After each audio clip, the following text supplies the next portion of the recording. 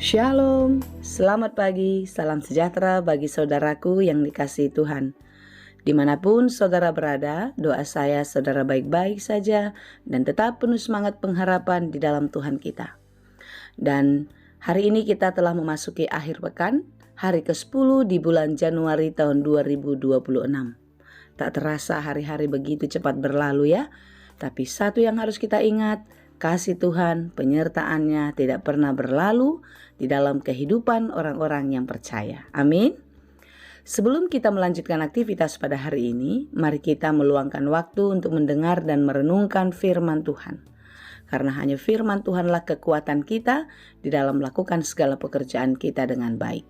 Mari kita berdoa.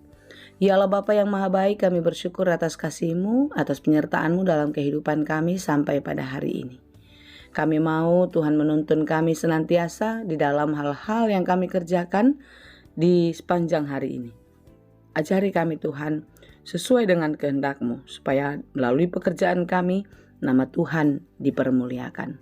Kami mau belajar dari firman Tuhan yang sebentar lagi akan kami dengar.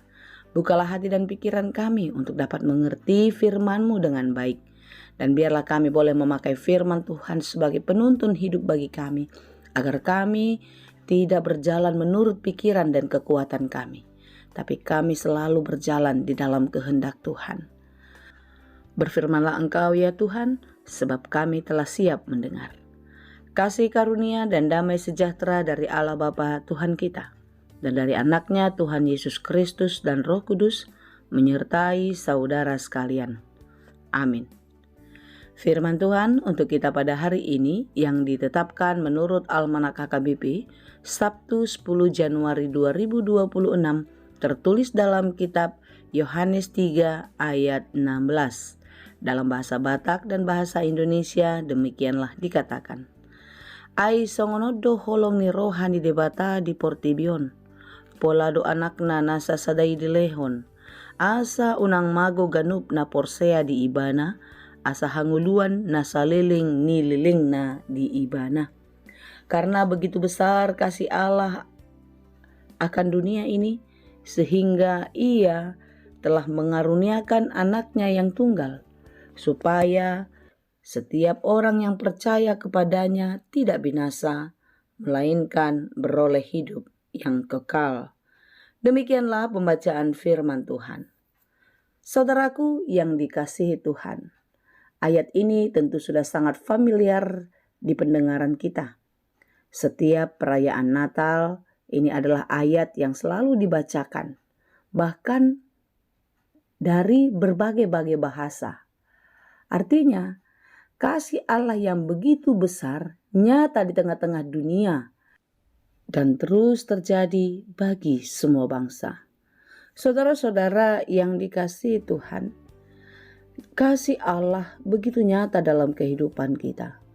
Hari-hari kita boleh kita lewati itu bukan karena kekuatan kita. Ini yang harus kita sadari.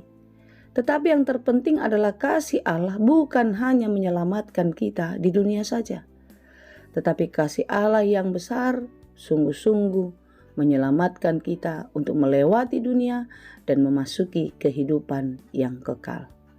Saudara-saudara, karena begitu besar kasih Allah atas dunia ini, tidak ada kasih yang melebihi kasih Tuhan. Sekalipun dunia ini seakan-akan menawarkan banyak hal dalam kehidupan kita, sehingga kita berkompetisi untuk mendapatkan semua yang baik yang datang dari dunia.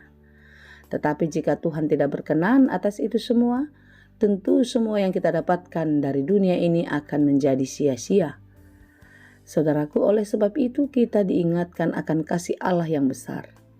Seperti apapun yang terjadi dalam hidup kita, kasihnya tetap besar. Perhatiannya tetap besar, perlindungannya tetap nyata. Sebab itu kita tidak boleh lemah, kita tidak boleh goyah, kita tidak boleh meragukan akan kasih dan kuasa Allah di tengah-tengah kehidupan kita. Bukan seperti pertanyaan Nikodemus yang secara khusus dalam kitab Yohanes pasal 3 ini. Pertanyaan yang meragukan kuasa Allah. Pertanyaan bagaimana mungkin itu bisa terjadi. Tidak ada yang mustahil bagi Tuhan, saudara. Semua terjadi di luar dari apa yang kita kira, melebihi ekspektasi kita. Karena begitu besar kasih-Nya kepada kita, maka Ia mengaruniakan anaknya yang tunggal. Anak yang tunggal itu adalah Yesus Kristus yang dikaruniakan dari sorga turun ke dunia, menjadi manusia sama seperti kita, supaya orang-orang percaya itu tidak binasa.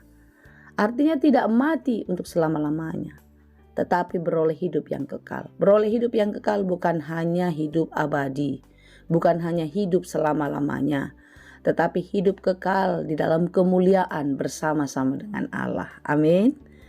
Hidup kekal di dalam damai sejahtera. Tidak ada penderitaan, tidak ada rasa sakit, tidak ada kegelisahan dan lain sebagainya. Tetapi hidup kekal di dalam damai sejahtera, penuh sukacita bersama para malak di sorga. Saudaraku, untuk itulah Yesus Kristus datang ke dunia, menebus dosa-dosa kita.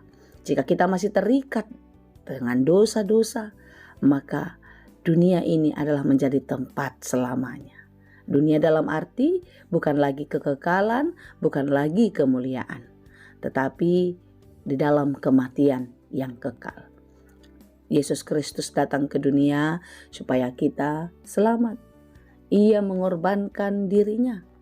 Allah mengaruniakan dirinya supaya kita beroleh keselamatan. Janganlah kita menyia-nyiakan itu semua.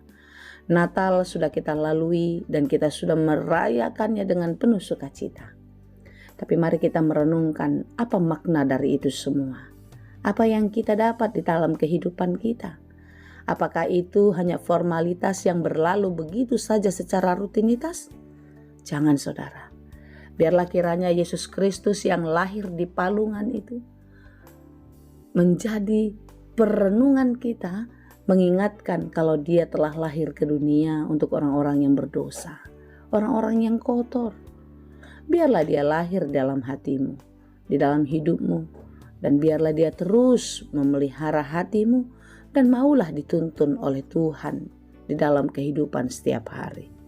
Jangan lagi kita manutun lomo, memaksakan kehendak, semau-mau kita saja di dalam kehidupan ini. Oleh sebab itulah kita terus belajar di dalam firman Tuhan, membuka hati, membuka pikiran kita supaya firman Tuhan bekerja, menuntun kita, mengajar kita untuk dapat melakukan yang dikehendaki Tuhan. Kita melakukan itu semua karena Tuhan telah baik dan telah mengasihi kita, menganugerahkan keselamatan kepada kita. Kita diselamatkan bukan karena kekuatan, bukan karena kemampuan, bukan karena usaha kita, tetapi karena belas kasih Tuhan, karena kemurahan-Nya. Oleh sebab kasih Tuhan, kemurahan Tuhan itulah kita mensyukuri kehidupan kita dan memakai kehidupan kita lebih baik seperti yang dikehendaki-Nya, agar apa yang dikerjakan Tuhan tidak pernah menjadi sia-sia. Kiranya Tuhan menolong dan memberkati kita karena kasih Tuhan terus nyata di tengah-tengah kehidupan. Tuhan Yesus memberkati. Amin. Terima kasih Tuhan untuk firman-Mu hari ini. Kuatkan dan mampukanlah kami untuk melihat betapa besar kasih-Mu, betapa besar pengorbanan-Mu dalam hidup kami, supaya melalui kehidupan kami pengorbanan Tuhan tidak menjadi sia-sia. Tetapi dengan itu semua kami terus berjalan di dalam kebenaran Tuhan untuk sampai ke tujuan, supaya ketika saatnya Engkau memanggil kami pulang, kami beroleh keselamatan, dan keselamatan itu menjadi bagian kami dan hidup kami di dalam kekekalan. Terima kasih Tuhan. Ampuni kami jika dalam tutur kata dan perbuatan kami melukakan hati Tuhan, melalui saudara-saudara kami, keluarga kami, orang-orang yang ada di sekitar kami. Ampuni kami Bapa. Layakkanlah kami di hadapan-Mu dan ajari kami untuk selalu baik dan benar di hadapan Tuhan melalui kehidupan kami setiap hari.